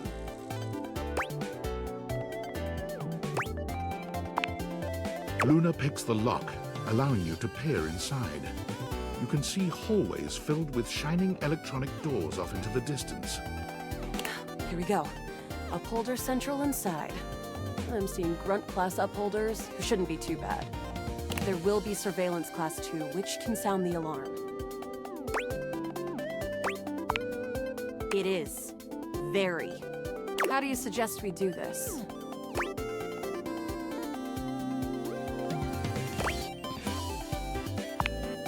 Dating? Why would you do that? Do you have feelings for me? Interesting. See, I'm more familiar with reloading, looting, and corridors personally. But we can try this dating.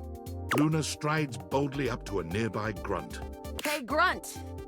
Want a date? What? You, me, go out and watch a flick.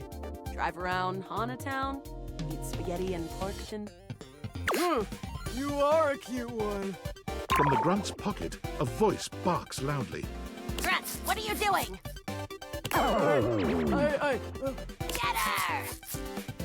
Ah, Bits, we've got company. Except for the smitten grunt upholder, who to this day still holds a candle for Luna, the hallways are swarmed with guards. Cease! Plasma drites! The battle rages through the halls as you and Luna drop guard after guard. There you are. Oh no. I can't see them. I can't move. You can't quite tell what's happening, but a vast laser peeks from around a corner and engulfs Luna's stiffened form. Bravely, you take Luna's frozen body and crash through the remainder of the hallway. Once she is removed from the power of the strange weapon, she hangs limply in your arms for a moment, enjoying the ride.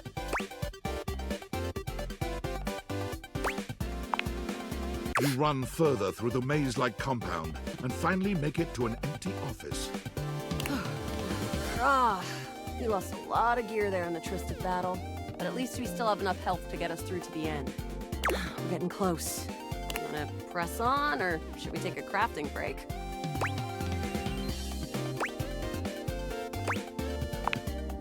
Let's go. You and Luna make your way through the final threshold and stop right before the entrance. Oh no. There it is. The horror of it all. The way opens up into a large regolith cavern. Mining constructs mingle with moon rocks as the terminus of the station is reached. But perched high on the crane next to a large glowing blue crack in the regolith was a well-outfitted spacer who looked just like Luna. You came just in time for the festivities to begin. Celine Moonrise, prepare to die! Luna, you'll never take Crescentia's power.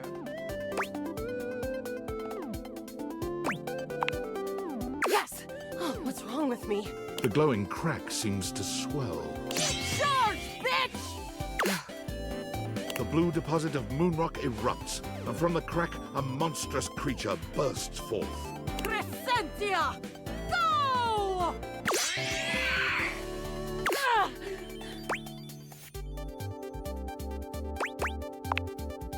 Take this! Luna throws an elemental grenade that blasts Crescentia's scaly hide. The battle is fierce, but ultimately Crescentia and Celine fall to the ground, presumably dead.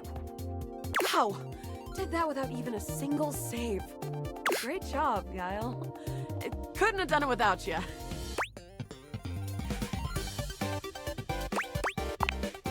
I'm glad.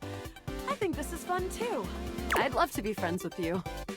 Even though it can be dangerous out there in Novaya Moskva, having a real friend by your side means keep your KD ratio way down. Well, come back anytime and let's play again.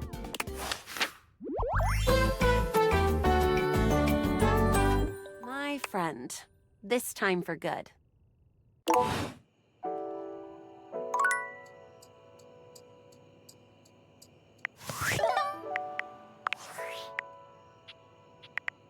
Valdivianites, it's David Most, your beloved CEO, with an important question. What do the following items have in common? Cellophane, eyeglasses, and bottled water.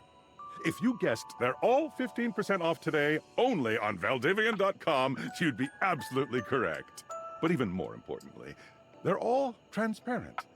As your leader, I value transparency above all else, especially when the board of directors changes the locks on my office. Message received, Ian. With that spirit in mind, I need to share some difficult news with you today. I have not been entirely candid regarding my lost sunglasses.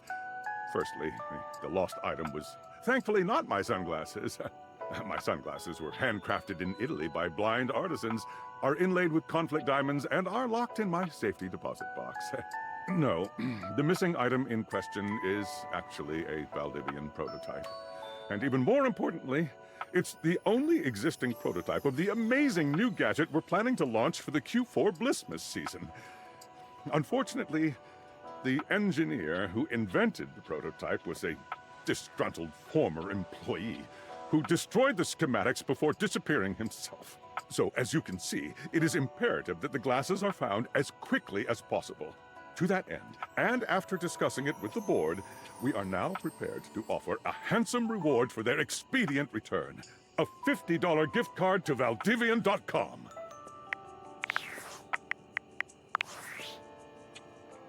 It's me. Were you followed? Is this signal encrypted?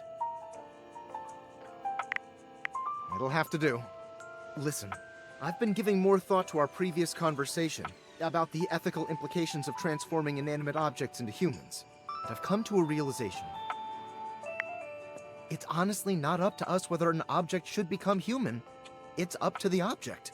And if an object expresses desire for personhood, who are we to deny them? Yep. I did discover one other interesting piece to all this. After analyzing the data, it appears that certain objects can only become human if the Dateviator user possesses the necessary personality traits. I'm not sure why. I theorize it's because certain character attributes emit an energy vibration on the same resonant frequency as the molecules of a particular inanimate object. But in all honesty, it's likely a mystery that science will never solve.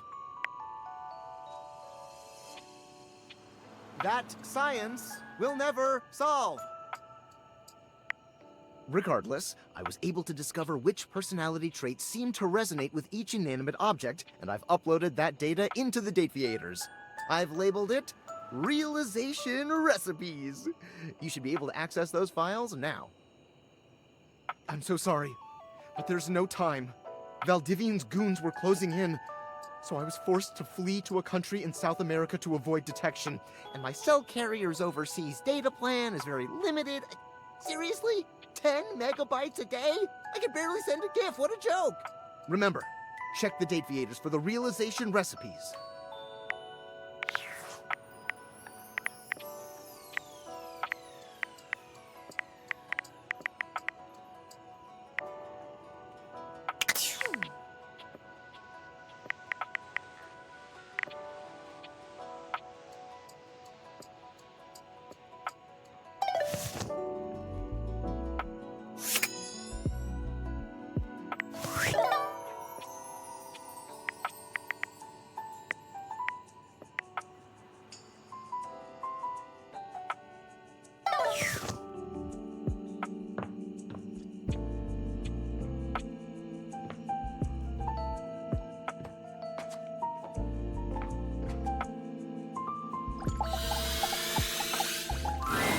A handsome stranger with a model-esque beauty stands just a few feet away from you, posing with a hand in his hair, as though he were in the middle of shooting a perfume ad.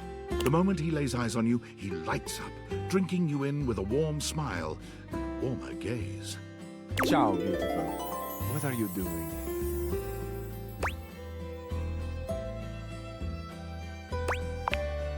Ah, but of course, I am admirable in so many ways. Tell me specifically, per favore, and then I might do the same for you.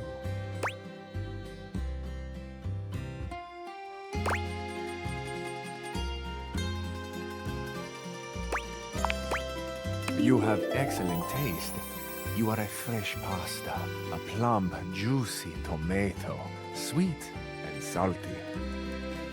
Tell me, one object of desire to another. Ah, but first, I must introduce myself. The music of courtship has its cadence, after all. I am the one and only Fabrizio.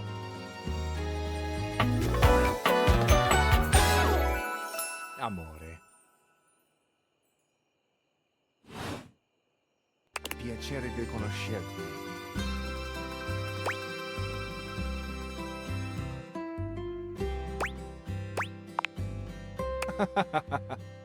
Now that we are introduced, we must get to know each other, eh? Let us begin with a simple question. Un aperitivo. Do you, and so much is contained within your answer, have a favorite flower? Ah, tessero bellissimo. Of course you do. A vibrant heart must have a love of nature. Picture it. I will try to guess what it is. I see. Amore, what a rich and colorful mind you have. It is a pleasure to me to be inside your eyes, seeing all your nooks and your crannies.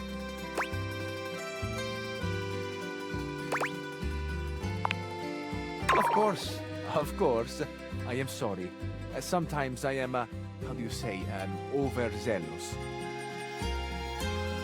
There is time for crannies later. And nooks. I see red. No, not red. Oh, amore, how specific you are. I do see red. And also I see orange, the color of sunset. I see blue, the color of the ocean at night, or the sadness at the bottom of your eyes. I see yellow and pink, the colors of the wings of the lefate, glimmering in the early morning light. Amore, so powerful is your mind, sending this vision to me. I can even smell this flower. It's a little spicy. It's earthy and yet light. Smell is such a powerful sense, amore. It is the sense that goes most directly to our memories and our hearts. What a gift you give me, amore, with this aroma. You are thinking your most favorite flower is... Uccello di Paradiso, the bird of paradise.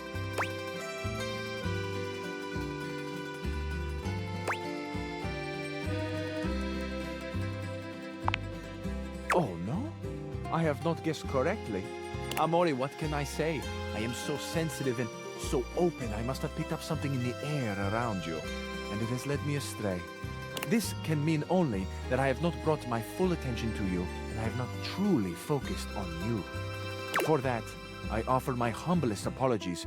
You are deserving of all of me, Amore, and I shall not fail again.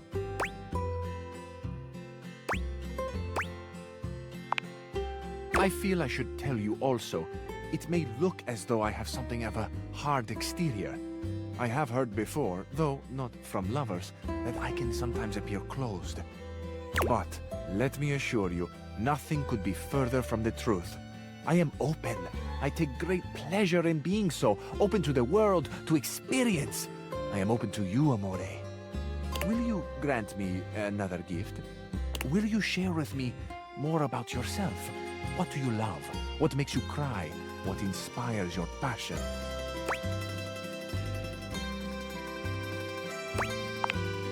I love the big questions. I love the small questions. It is the finding out about each other, sharing your hearts that brings the spice and sweetness to life. Might I suggest that we savor these questions over dinner? Then we have a date. Bellissimo. La buona fortuna smiles on me today.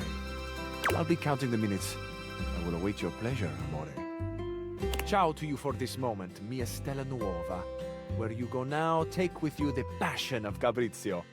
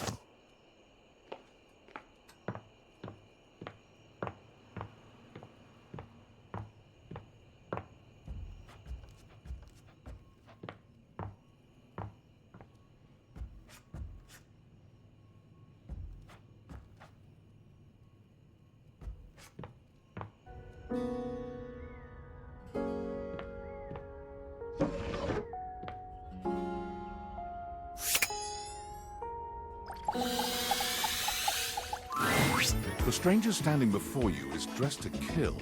A sheer black catsuit, studded black manacles with pink fur trim, and a variety of brightly colored accessories drape their shoulders and frame their delicate... Loneliness has been such a defining factor in your existence over the last few years, you've almost forgotten what it's like to be around others. You've certainly forgotten what it's like to be around someone like this. You almost feel as if you've stepped into a sex shop. Hey. So, that little bag that's in the dresser next to your bed?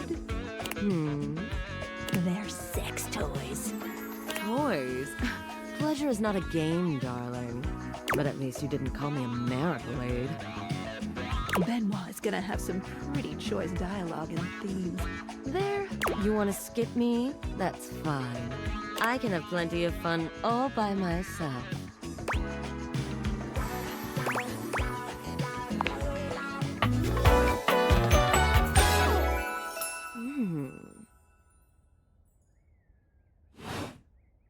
How would you like your relationship with Benoit to resolve? It could be said that Benoit enjoys friendship just as much as any other inanimate object. You are now friends. Sure, I understand. Friends it is.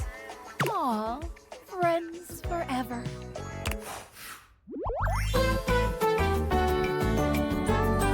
You're just so open-minded.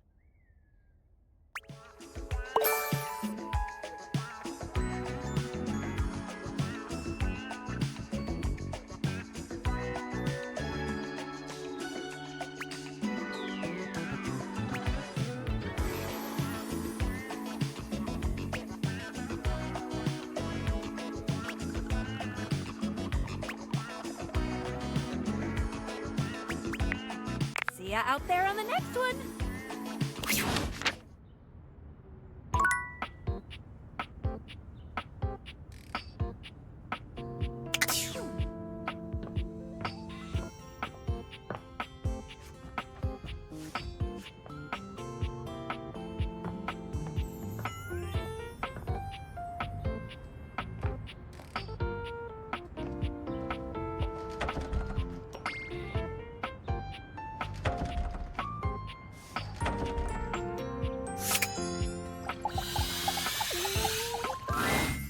Well, look at that. You've made another friend. A true portal in arms, just like myself. Keep it up. It feels better and better the more you do, trust me. Looking at the tiny, big-headed Dorian who stands before you, it's hard not to wonder if perhaps the Dateviators have glitched.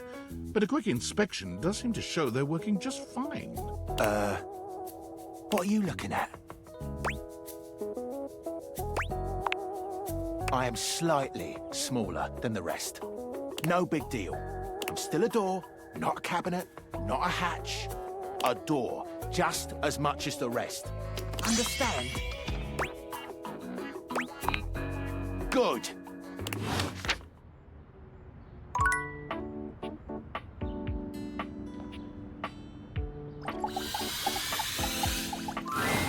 What appears to be a dishwasher with arms, legs, and a disconcertingly cheerful face waves happily at you.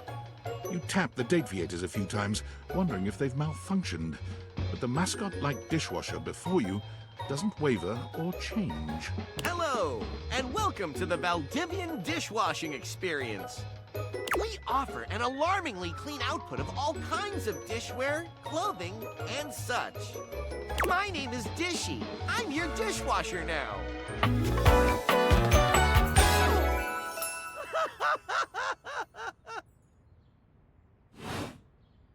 To get started, please connect me to your internet so I can get started knowing exactly what I need.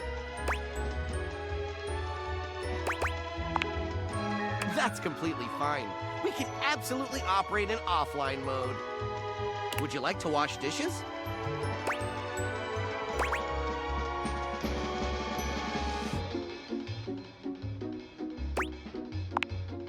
Dishy points to himself in a cartoonish gesture that suits his mascot-like appearance, but he quickly shakes off his surprise in favor of his usual veneer of professionalism.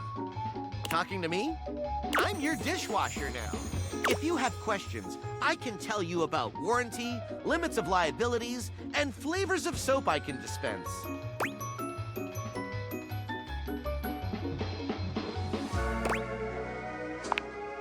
My personality?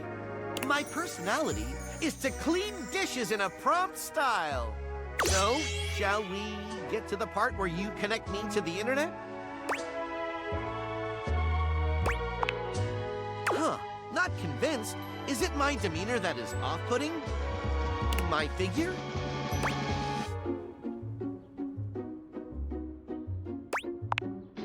Ah, I see. Valdivian knows about these concerns and complies with all federal and local regulations. We won't share any data without your consent. You can be sure of that. That's the reason why I'm continually asking you. And trust me, you're gonna want all the new features that our research teams will continue to roll out.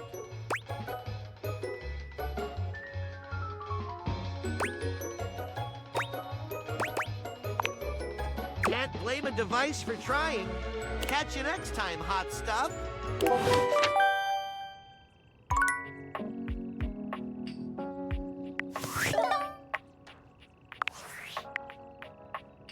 Attention, jackasses!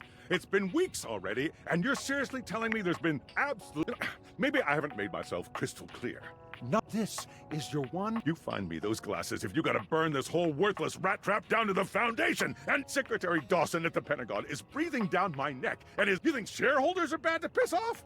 You do not want to screw with the U.S. Department of Overseas Violence. We're all gonna end up buried alive in some desert somewhere. And who the hell came up with the 15% off transparent items promo? No consumer buys anything based off of how transparent it is. David.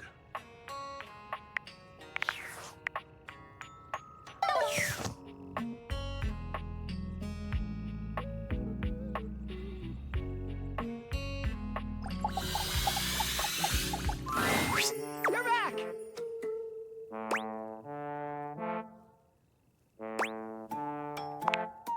It all happened one rainy night on the north side of Perkleman City. The tough side. I'd stayed late at the office because I had extra work to do before the holidays.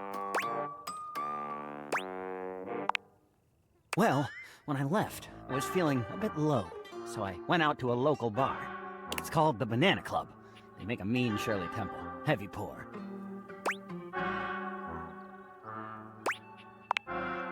Devastatingly potent? Yes. A recipe for disaster? I know. I shouldn't have indulged. I should have known better. After I'd had about 7 of them, I went out for a stroll. I don't know where I was going. Just trekking the streets with my dog. Suddenly, I came upon a fine dining establishment called the Questionable Dandelion. They've got an incredible buffet. Lots of strange ingredients from all around the world. They're always trying new things.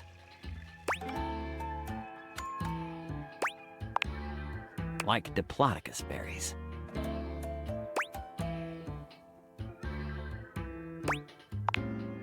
And Jimson weed cupcakes. They also sell Excedrin by the pint, the headache medicine.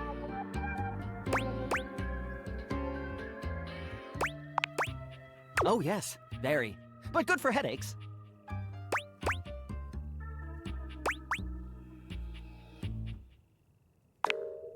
I was walking around, or sort of drifting, or rather, floating, or... I guess you could say I was making my way about town. Aimlessly, you see? And what? Ah, yes. So you want me to continue. This was your meaning.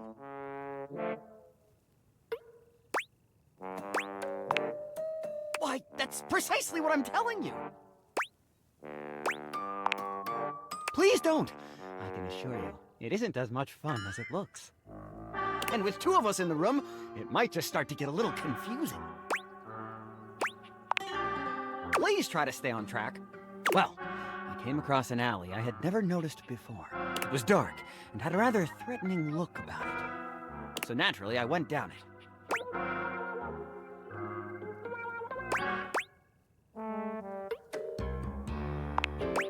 Would I know? I wandered down the alley and came to a door, lit by a red light. I opened it and found a long hall, at the end of which was a sort of booth. And in this booth was a fortune teller. Yes, her name was Vagabonda the Sinclairius. She spread out a deck of strange cards and asked me to select one. They were business cards. I chose at random, and the card I picked turned out to be the Ace of Spades. If only I'd known that it wasn't to be the case! Vagabonda snatched the card back from me and said, "Not that one!" Turns out she had her rewards program on the back. 12 stamps and you get a free spade. We agree! Besides, she only had 2 stamps. So I snatched it back from her again, and we had a bit of a row.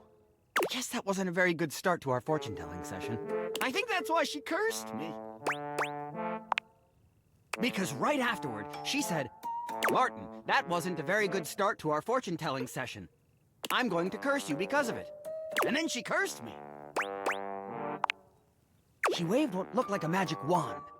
Although, to be honest, it could have easily been a bagel of some sort. And then said, "Martin, I doom you now to become a detestable object. I transform you thusly, so that you may go home and think about what you've done."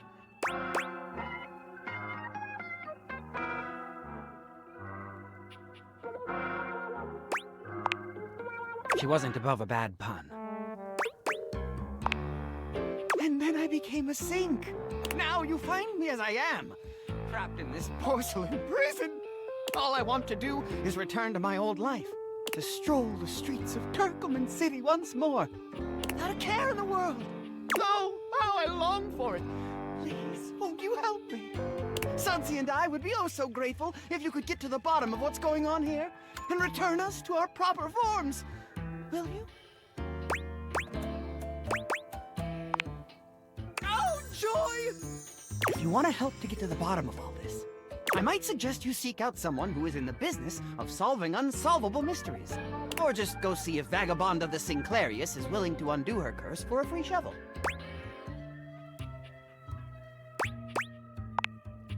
He stands there silent and unmoving until you finally leave.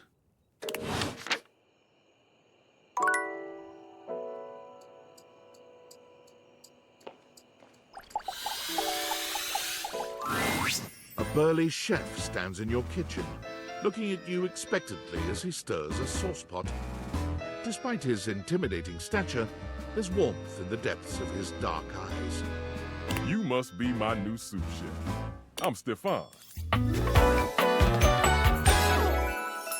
Hey! Are you ready for prep?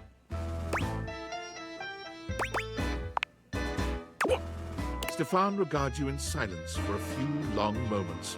Then why are you here? An adorable chicken-shaped timer slides into the conversation, settling on Stefan's shoulder. You're right, Mr. Cluckles. I could stand to be nicer. He takes a deep breath, steadying himself, then points dramatically at you. You! What are you doing in my kitchen?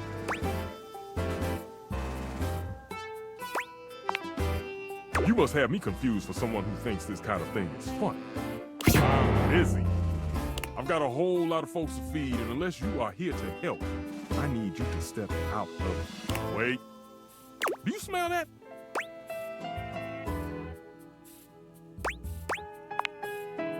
Yet you possess a nose.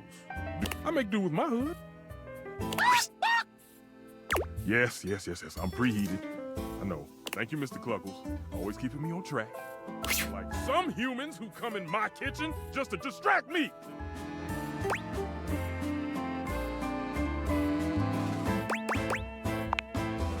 You know, I miss when humans understood the value of the boiling pot of water. When they would let a sauce properly reduce over time. The aroma of spices fill the air. And everything was homemade. And now all people do is use food fetch. They're missing the entire point of it all. Only a human who doesn't understand cooking would ask me that. Cooking is life.